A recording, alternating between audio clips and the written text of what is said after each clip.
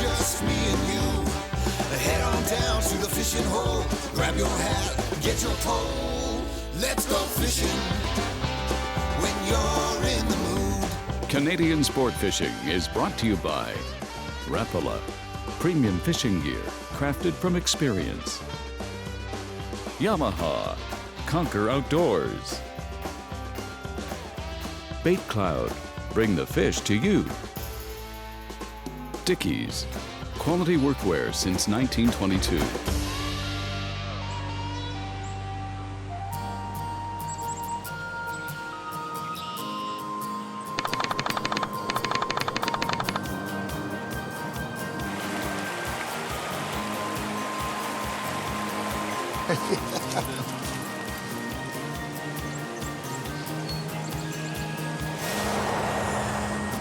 I love fishing for all kinds of fish all over the world, but I have a special affinity for steelhead fishing. And that's probably because over 40 years ago, I fell in love with fishing moving water and tributaries. Steelhead are a very unique fish that only enter river systems or tributaries at a certain time of the year. Right now, it's the spring. Winter is just finished and we've had a long winter. And a lot of the rivers still have ice on them or they're still frozen at the mouth. And the steelhead are staging and they're about to run up the rivers. Now I have to tell you that steelhead are only native to the west coast of North America. But back in the 1950s, they were transplanted to the Great Lakes. They're still steelhead, but they no longer can migrate to salt water and come up freshwater streams. They live in the Great Lakes and then they come up the streams to spawn. The timing to locate these fish is critical. So the signs to look for, actually when the snow melts and we start to get some milder temperatures in late winter or the spring, or we've had premature rains where we get a lot of runoff. Also, animals will tell you when it's time to go steelhead fishing. When the birds start coming back, when you see the first robin, or especially the red-winged blackbird, and the migratory birds come back, that's usually when the steelhead start running the rivers, and that's usually when I get ready and head out.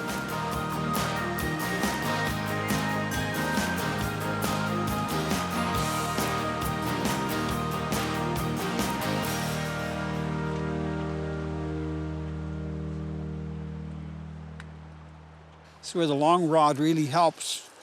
You got a size. Oh yeah, it's good. It was interesting because I hooked it right here in the middle, Bill.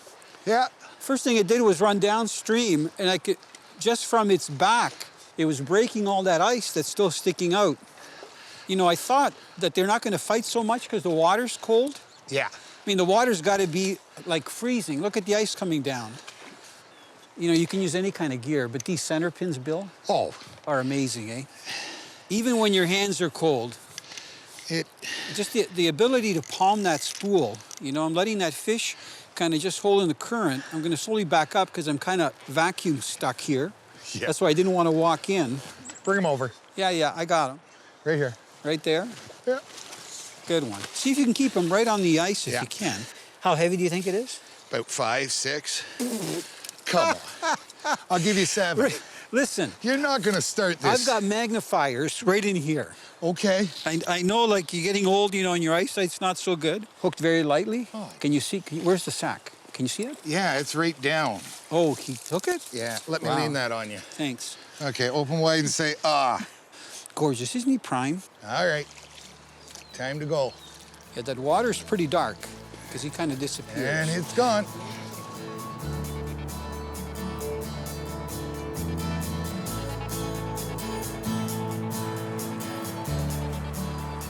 One of the things that I look forward to every spring when I go steelheading is meeting an old friend of mine. His name is Bill Selby.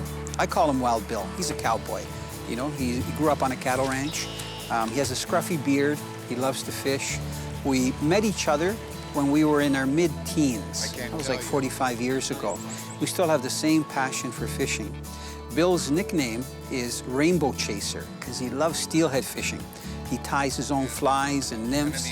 He ties the row bags that I use when I fish with them, so he's a real gentleman. But I've learned a lot from Bill. He uses a really long rod, like a 15-foot rod with a Centerpin reel that I gave him as a gift about 17 years ago, and he's still using that reel.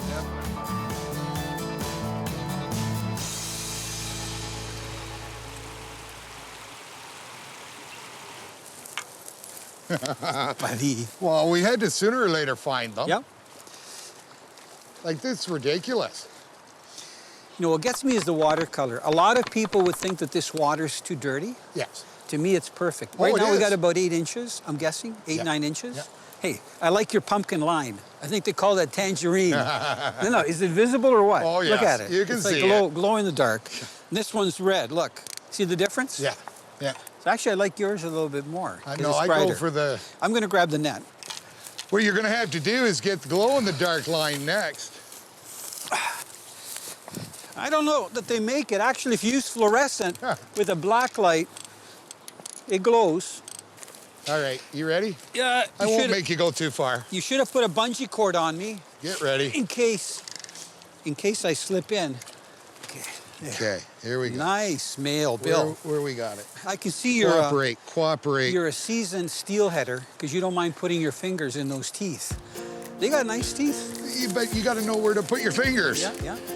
Prime male steelhead, probably about 4 pounds. What do you think, Bill? Yeah. I always exaggerate. I always exaggerate on my fish and go low on yours, right? That's what buddies are for, right? It's all good. Good fish. Okay, I'm gonna get them back in.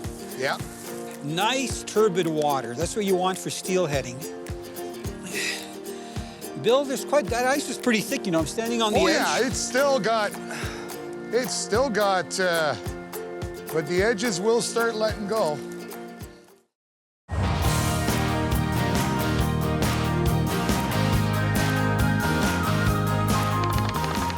Timing is extremely important when it comes to steelhead fishing. This time of the year, which is literally late winter, early spring, is one of the best times to fish for them because they'll be staging at the mouths of the tributaries in the Great Lakes, and as soon as the rivers open up, they'll start migrating up into the rivers. And in many cases, you can encounter hundreds of fish in the lower sections of the tributaries.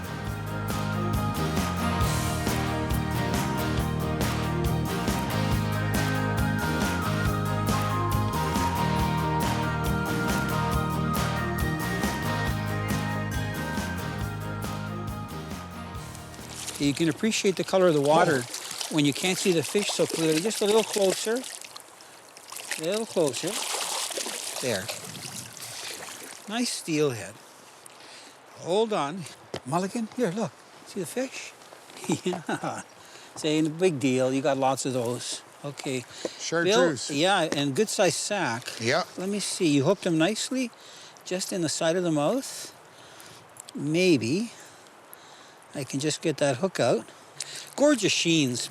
Oh. You can tell when a fish has been in the river a little bit longer because they start to get that purple and a little bit of the dark on the belly. And I'll release him right there. And there he goes.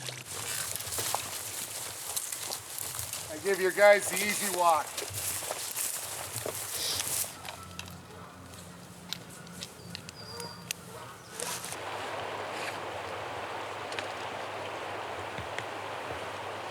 Now, when you're fishing for these fish, it's very important to cover a lot of water. So what we do is we'll walk sometimes miles to find out what stretch the steelhead are in. And to do that, you've got to pretty well be prepared. So you have to layer your clothing because it can be pretty cold. Most of the time, sub-zero temperatures in the morning, a couple of degrees above zero during the day. So you wear different layers of clothes, good waders, good walking boots and wading boots that can go over all kinds of terrain, whether it's snow or hiking through the bush or even going into the water where there's slippery rocks and mud. Because often when you hook a steelhead, these fish fight so hard that you have to get into the water to land them. Other times you have to get into the water to cross some of the tributaries or to wade out into more of the current where you're fishing some of the larger pools that are out further from shore. Oh, that was a fish. Rats. It's just a matter of time before we found them. Bill, you're a good guide. That's all I can say. Now, the other thing I like about the long rods, Bill, you feel everything. You can really enjoy the fight. They're not big fish, but you know what? They're gorgeous because they're fresh. And see how much silt there is. That's not bad for landing it. They're gorgeous fish. I think this is a fresh fish, Bill. Yeah. Don't even want them to get dirty. And it's right here. Good. He gave me a love tap before he left.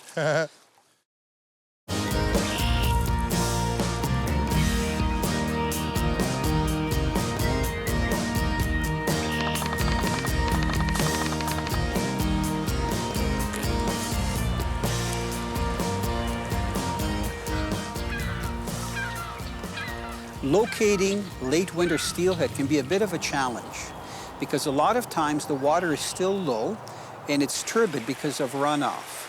So you either start by fishing close to where the tributary goes into the Great Lakes, wherever it's open, because most of the time the actual lower sections are still frozen, and you try to cover water to find deeper runs and pools where the steelhead will be laying.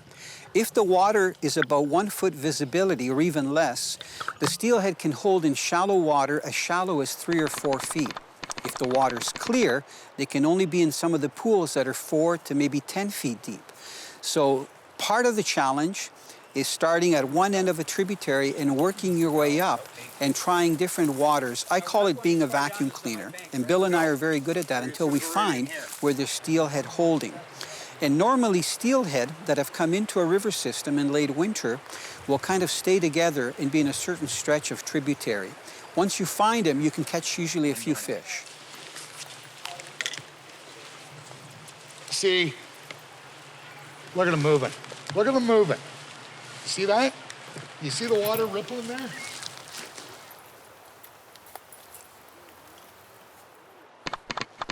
There we go. Wow, right next to the bank, eh, Bill? Yeah. Nice fish. You can see when they move water like that on the surface that Yeah. it's a decent weight. It's about 4 or 5 pounds. 3, 3.5, 4. I gotta get one of those spawn sacks from you. Mine are smaller. Oh. You know the ones you tied for Yeah, me? yeah. Look, no finesse, but I gotta, Look at grab that. them like that. He might flop out of my hand, so get ready, Bill. Yeah. Don't bend the hook. I would never do that to you, Bill. Okay, you know what? I'm gonna grab him by the caudal peduncle, Yeah. make sure he's clean Yeah. so he can breathe. Is he caught up in your line? Yeah. I think so. Yeah. There. Get him in the water, let him revive. Yeah.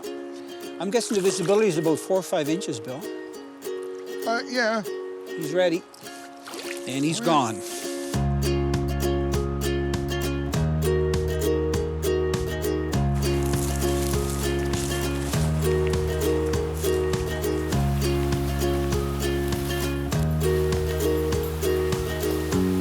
You can use any kind of fishing outfit for steelhead fishing, from a medium action 7-foot spinning rod that you would use for bass, pike, and panfish, to even a light bait casting outfit. But really the most effective outfit that you can use is called a drift outfit or a float drift outfit. And these outfits are usually longer rods, anywhere from about 11 to 13, even 15 feet in length, and they use a special reel that's called a Centerpin reel. Now the reason we use these outfits is because the long rod enables you to stand back off the bank. And if you're fishing a smaller tributary, you won't spook the fish. It's very easy to swing the line out and even cover water 25 feet away from you, because if you take the length of the line hanging off the rod and the length of the rod, that's the length that you can cover out. Then if you want, you can make a lot longer casts up to 150 feet away very easily. But the most important feature of a drift outfit is the reel, in that it enables the float that you're using to make your presentation drift at current speed. So even if you have a light current, the reel engages and allows the line to go out. The ones that I've been using over the last few years are made by Rapala, and they're part of the Shift, the Concept, and the R-Type series, and they're wonderful outfits to use. Also, they're so sensitive that once you hook a fish, you really enjoy the fight.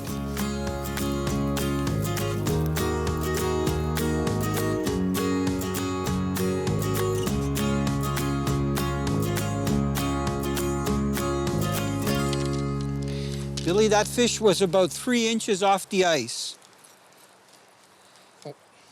With this stained water, I guess they can be anywhere. Nice silver female.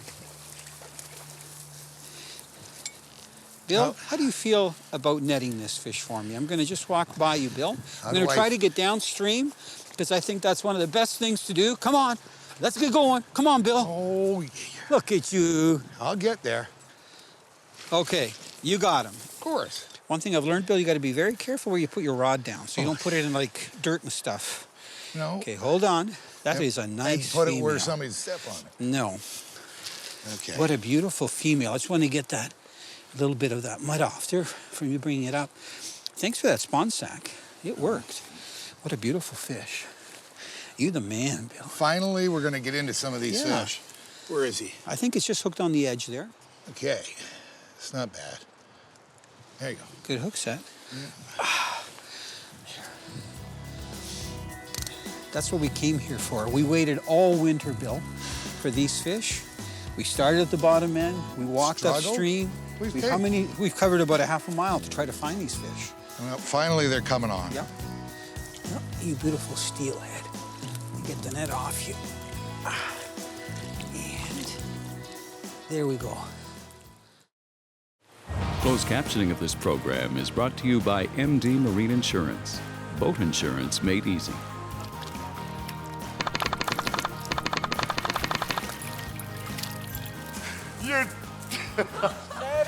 Now, when it comes to the fishing lines that we use for steelhead fishing, the lines need to be low diameter, and they need to be lightweight, they need to be soft and supple, and also have floating properties.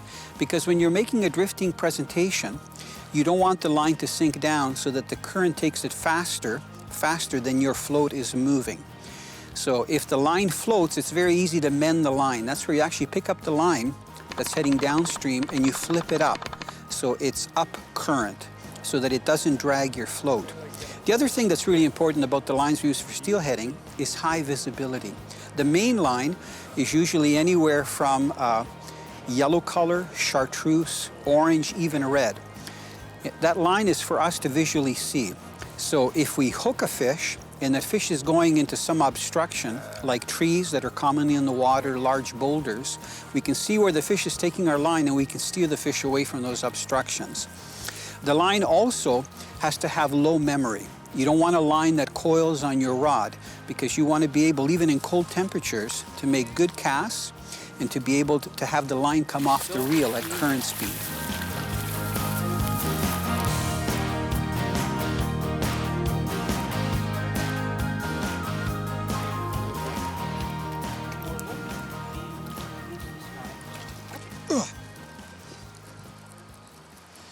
A 1-to-1 gear ratio makes it a lot more interesting when you're fighting a fish, any fish, especially these fresh-run steelhead. Much smoother than an actual manufactured drag. Spawn sack is right in the side of the mouth, which is the ideal hook location. 5, 6 pound? Yeah, Yeah. and nothing wrong with them. No. You know, I fish a lot of the upper New York State tributaries, Bill, Yes. and this is about average. Careful on the cliff, Bill. Oh, I am. I make sure the banks. Try to get them right up off the mud if you can. I know it's hard.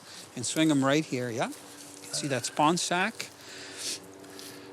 The size of the spawn sack really makes a difference. So this is some of the bigger ones that Bill's tied up. Look at that beautiful fish. With the center pin right there that's been working so well, that's a classic shot.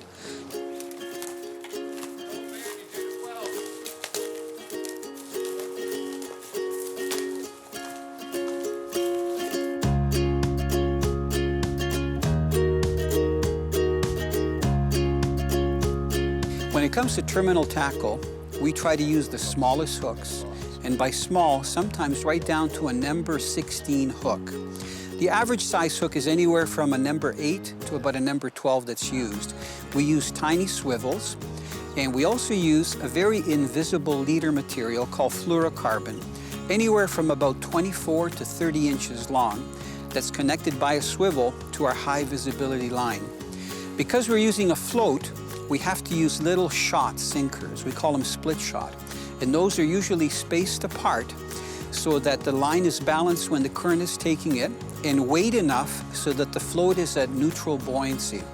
Because Bill and I are fishing a smaller tributary and we don't have a lot of flow, we're using very sensitive floats. As a matter of fact, the floats that we're using are either porcupine quills or quills from Canada geese or wild turkeys. Bill actually customizes the floats, and he puts a little stem and a mast on them. And when they're weighted down just right, they are extremely sensitive. They cast well, they have very little wind resistance, so we don't have a large float like a bobber on the surface, so it's not pushed by the wind, That way we make the most natural presentation.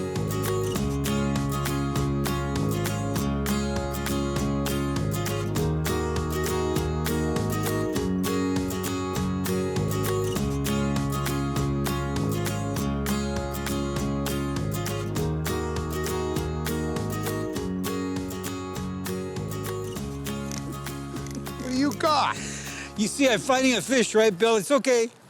I'm probably going to end up coming down there. It's a good-sized fish. Okay. Nice and bright. I'm thankful for the fighting bud. One thing Rapala's done is they've done this, what's called a split grip, where the cork is actually missing to keep the butt of the rod light. But you can see it's got a really nice butt that you can put in your belly when you're fighting a fish. So you combine that with this nice foregrip that I can get my hand up the rod so I get lots of leverage. And then, of course, palming that center pin. This Concept TI outfit is amazing. Oh, big head shakes. You can see where the longer rods are really an advantage because there's a lot of brush and timber down there in the water. And I'm actually extending my arm out. That 13 feet comes in really handy so that a fish doesn't take you along under those obstructions because the leaders we're using are very light. All right, bring it up. I'm trying, Bill. Oh, you Honest, can try harder. Honest. Good job. Oh, yeah. Look at nice, clean fish. Yeah. Isn't that beautiful? Definitely They call a run them coming in. chromers, you know, when they're that fresh. I just want to get them back in the water real quick. Just going to move my rod. Hand that to me. Thank you, sir. Thank you very much. Yeah. What? Okay. Yep. Get lucky. He's going to disappear because this water is nice and murky. That's one of the reasons why they're hitting so well. And look at that. He's right there and disappeared. Canadian Sport Fishing is brought to you by Rapala, premium fishing gear crafted from experience. Yamaha, conquer outdoors. Bait Cloud, bring the fish to you. Dickies, quality workwear since 1922. Look at the size difference of these sacks. Bill does a really good job. You know, this would be considered a small sack. Maybe I'll put them on here so you can see them. So that would be considered a small sack. This is about a dime size, and there's Bill's big one. That one's about a nickel sack. So very important to have the different sizes depending on the water conditions and also the colors. You can see here that some of these are tied in just a yellow mesh, like the one Bill has. This is that chartreuse, very bright, and these are more natural colored. So there's a reason for this, and having a good variety of them ensures that you're going to catch fish no matter what the conditions are.